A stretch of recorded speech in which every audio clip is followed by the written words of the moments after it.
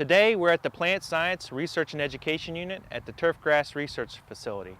And within that, we're at the Smart Water Application Technology Research Area. Here we're looking at reducing water use using smart technologies such as soil moisture sensors, evapotranspiration controllers, and also rain sensors. And here you see beside me our monitoring system of flow meters connected to the solenoid valves that control the water to our individual plots. Come over here with me and take a look at the control systems that we're testing. Before I talk about the control systems we're testing here, let me tell you a little bit about the plots. We have 72 plots which are St. Augustine turfgrass, and each are irrigated individually by the solenoid valves that I showed you earlier. And they each have 4 spray heads, one on each corner, that irrigate each plot. And the plots are 14 foot by 14 foot. Here we're looking at some of the control systems that we have out here. You might recognize this as a conventional timer or time clock that most people have maybe in their garage to control their irrigation system, where you can set day of the week, time of day, and irrigation system runtime.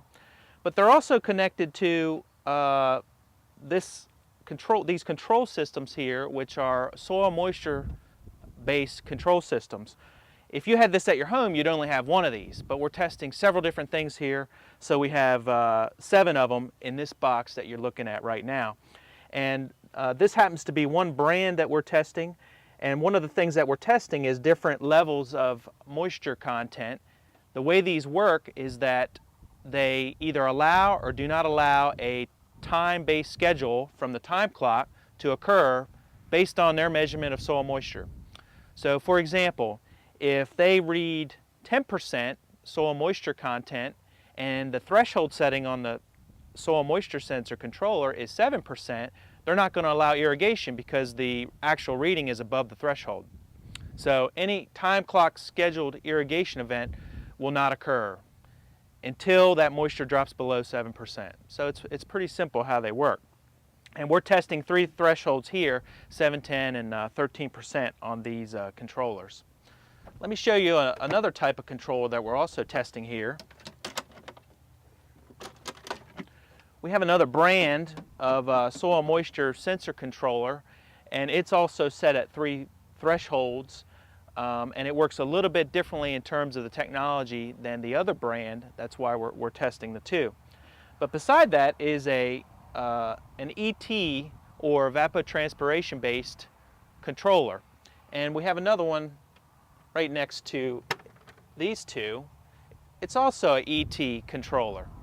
Both of these ET controllers work by receiving a signal based on cell phone or pager technology. It varies depending on the manufacturer, but they receive a signal which is the amount of water that the plants used the day before. So they keep a running tally of how much water was used, and when needed, they then turn the irrigation on and run it to refill the soil profile where that water is stored.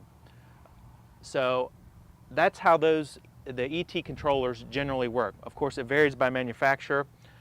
This one here is a replacement for your time clock. It completely replaces your time clock, and it receives these signals. This unit over here is a little bit different. It adds on to the time clock and then allows time clock scheduled irrigation events to occur or not to occur, similar to the soil moisture sensors, but it keeps a running total of how much water is in the soil.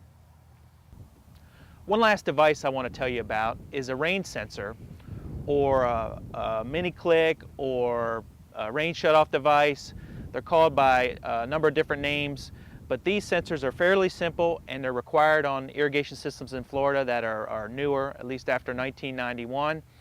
And they're meant to shut the system off if rainfall occurs. They can be adjusted. They have thresholds ranging from 1/8 of an inch of rainfall to 1 inch of rainfall.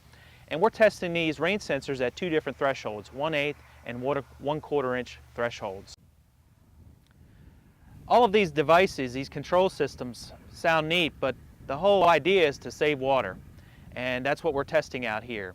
And it turns out that the soil moisture sensor controllers, we've been working with them the longest, they can save 70 to 90% compared to what we've seen some homeowners apply in terms of irrigation in a normal to a rainy year. ET controllers, we've tested them, but not quite as much as soil moisture sensors, but the savings look promising, maybe 20 to 40% savings compared to homeowners. And when we put these soil moisture sensors on cooperating homes throughout the state, we've seen savings around 50%, which we think is pretty encouraging. Rain sensors, they also are fairly effective, especially given their price, and they can save about 30 to 35% in a normal to rainy year.